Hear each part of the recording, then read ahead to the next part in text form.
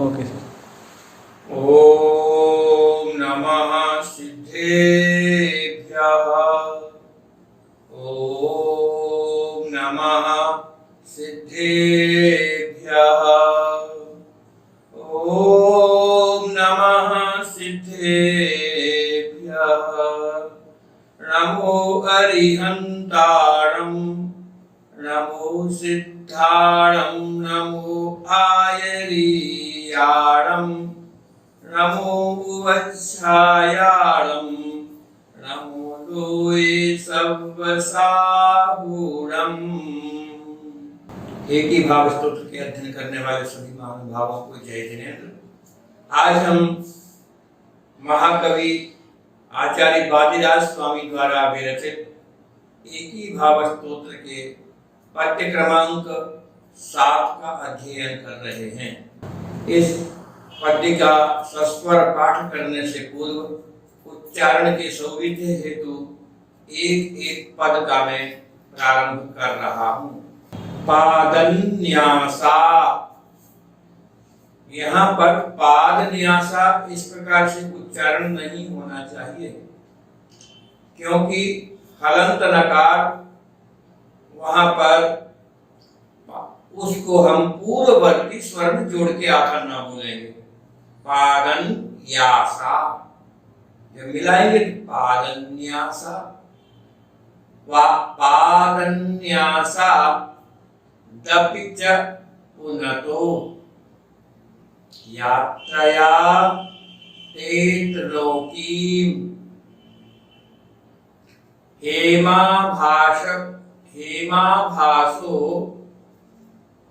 भवति सुरभिः श्रीनिवासश्च पद्मः। पुनः ध्यान दें, श्रीनिवासश्च पद्मः सर्वांगेन स्पृशति शब्द में से आधा स राम में स्थित आ में जोड़ लीजिए। सर्वांगेन स्पृशति भगवंस आधे से तक स्पृशति भगवंस त्वय्यशेषम, त्वय्यशेषम पहले आधा य फिर पूरा य, त्वय्यशेषम मनोवे श्रेयः किं तत् स्वयमः रहर। ध्यान दें, स्वयमः रहर, स्वयमः रहर। आपके मन में प्रश्न होगा, स्वय का साकार हलंत है तो पूर्ववर्ती तत् में जोड़ देते सर। नहीं, वहां भी तत् शब्द में अंत में आधा त है और उसके पहले का जो स्वर त का आ उसके साथ उस त को बोल लिया, और दो व्यंजनों को एक साथ बोल नहीं सकते, दो व्यंजनों को एक साथ बोल नहीं सकते। तो वहां आधा त पहले ले लिया था, अब यहाँ स से ही पढ़ना पड़ेगा। यदि वहां तत् में आधा त नहीं होता बाद वाला, तो फिर हम इस को उस त में जोड़कर बोल देते तस्। इस प्रकार से श्रेयः किं तत् स्वयमः रहर यन्नमामभ्युपैति।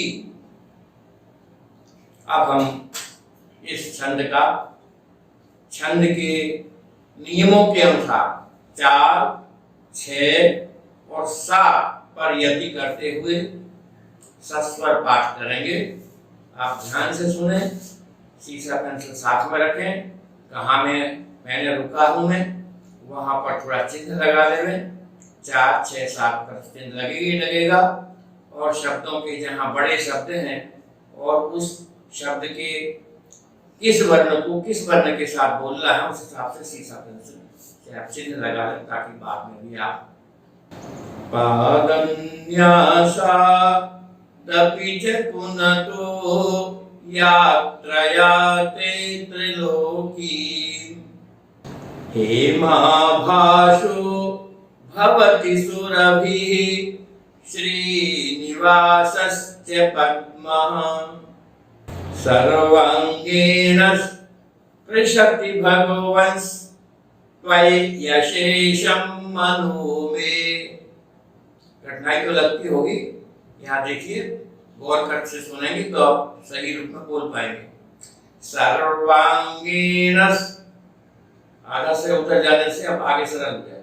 प्रेषति भगवंस, आधे से तक भगवंस त्वय्यशेषं मनो मे। श्रेयः किं तत् स्वयमहरः यन्नमामभ्युपैति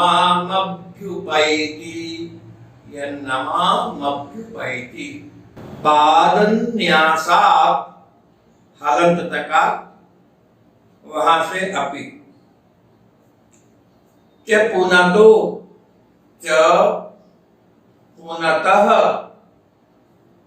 यात्रया ते त्रिलोकीं हेमाभासः भवति सुरभिः श्रीनिवासः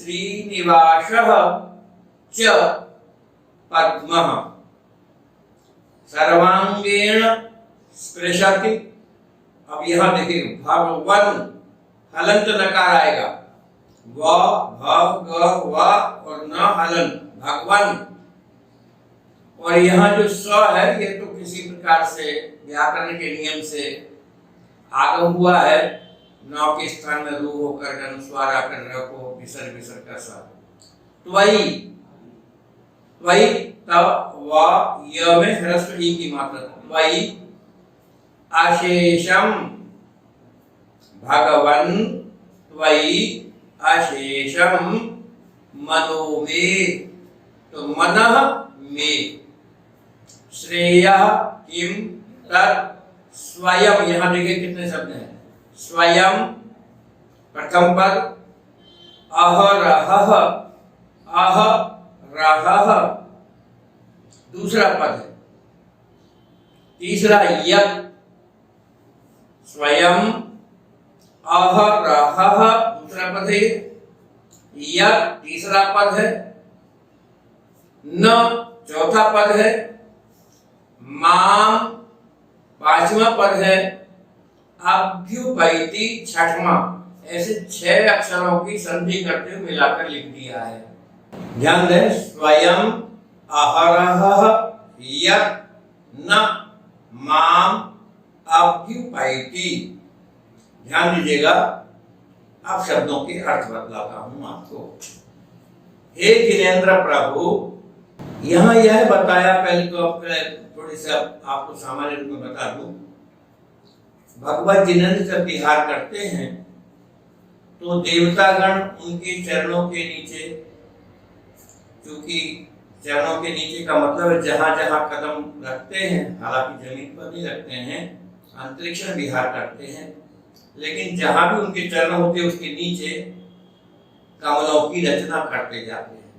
और उसके आधार पर कवि ने यह कल्पना की है कि हे प्रभु, आपके चरणों का विन्यास जहां होता है वहां जो कमल हैं वो सोने जैसी कांति वाले बन जाते हैं, क्योंकि बहुत से कमल पीत कमल भी हुआ करते हैं। तो वो पीत कमल आपके चरणों के नीचे, वो कमल सामान्य रूप से पीत वर्ण वाले कम मिला करते हैं, लालिमा युक्त कमल ज्यादा होते हैं, नीलिमा वाले बहुत मुश्किल से दुर्लभता से प्राप्त होते हैं।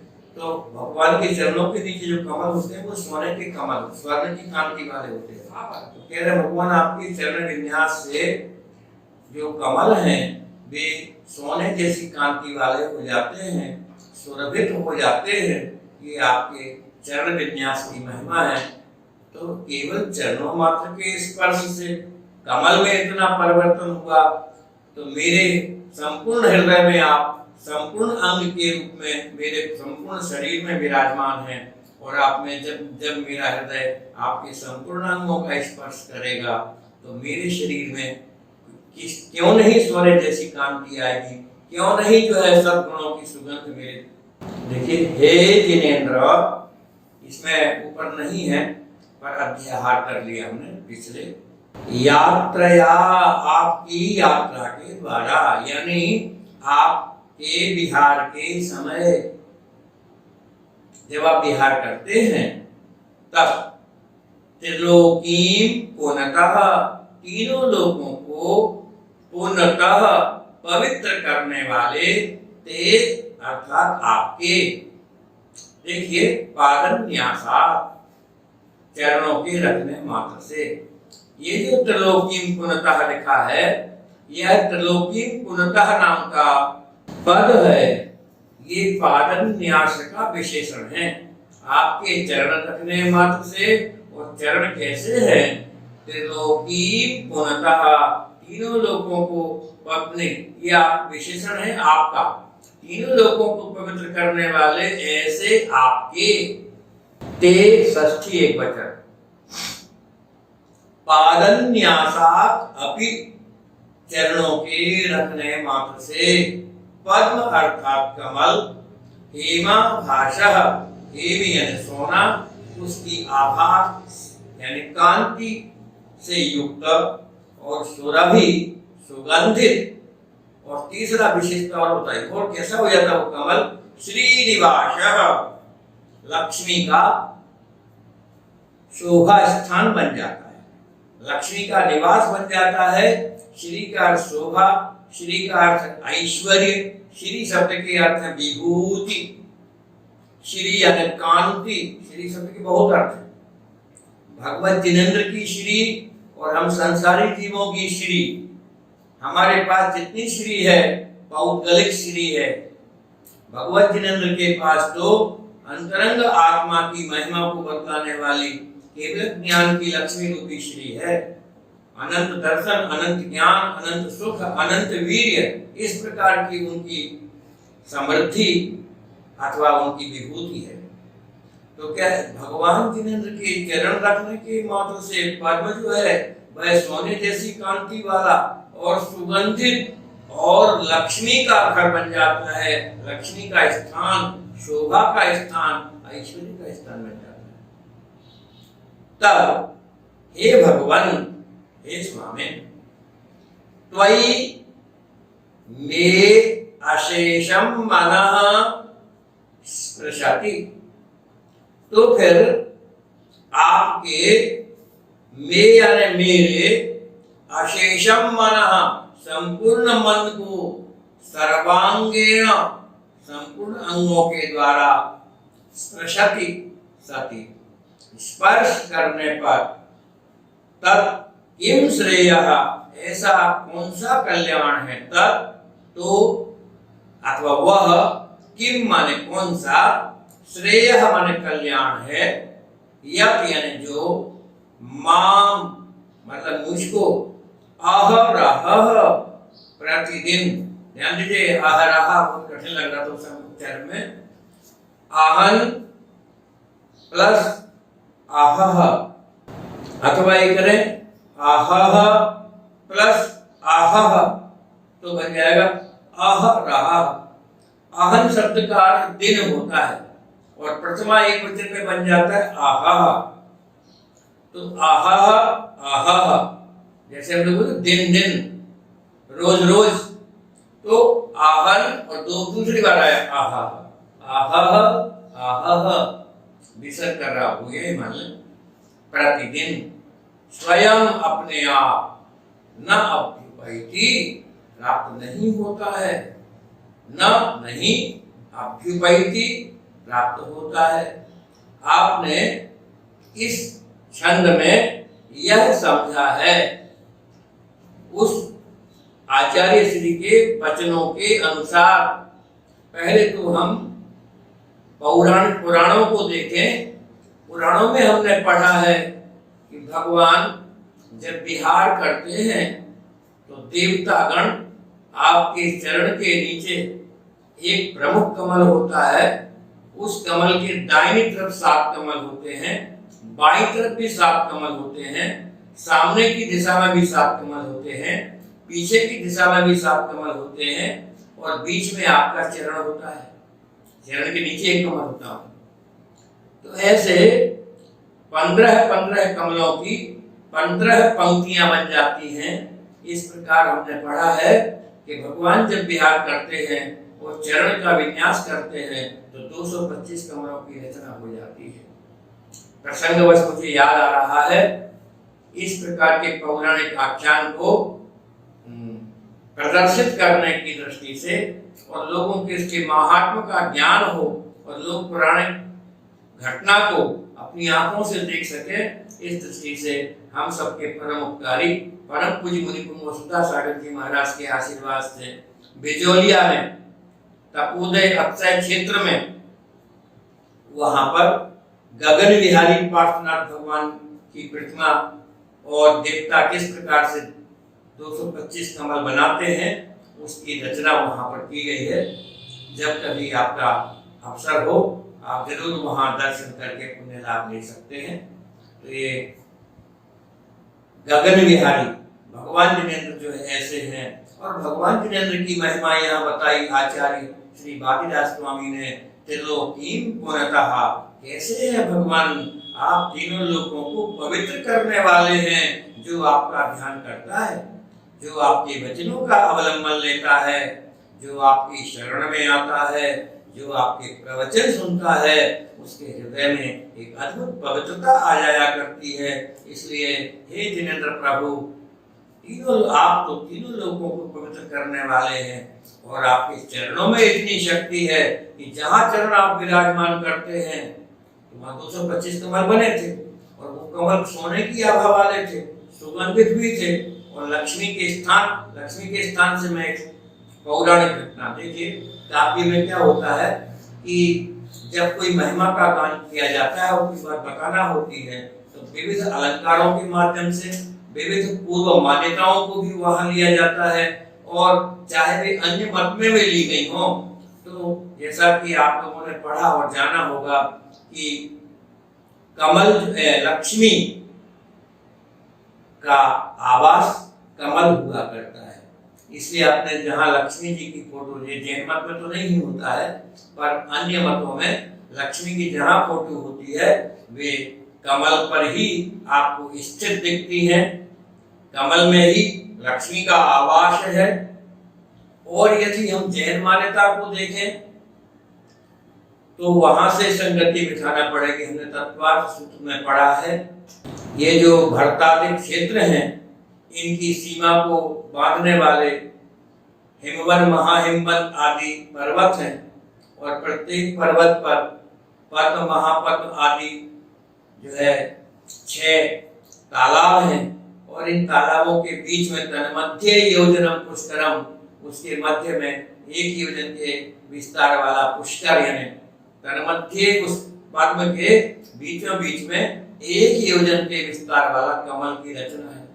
और उस कमल में श्री ह्री धृति कीर्ति बुद्धि लक्ष्म्या पल्योपम स्थितया ससामानिक परिषद का आपने पढ़ा है। तो वहां से आप भी संगति बैठा सकते हैं कि जैसे कमल के अंदर श्री धृति बुद्धि लक्ष्मी आदि देवियां निवास करती हैं, तो कहते हैं हे प्रभु ये तो हुई भावना, पर कवि ने कल्पना की है कि यह कमल श्री का निवास, लक्ष्मी का निवास कैसे।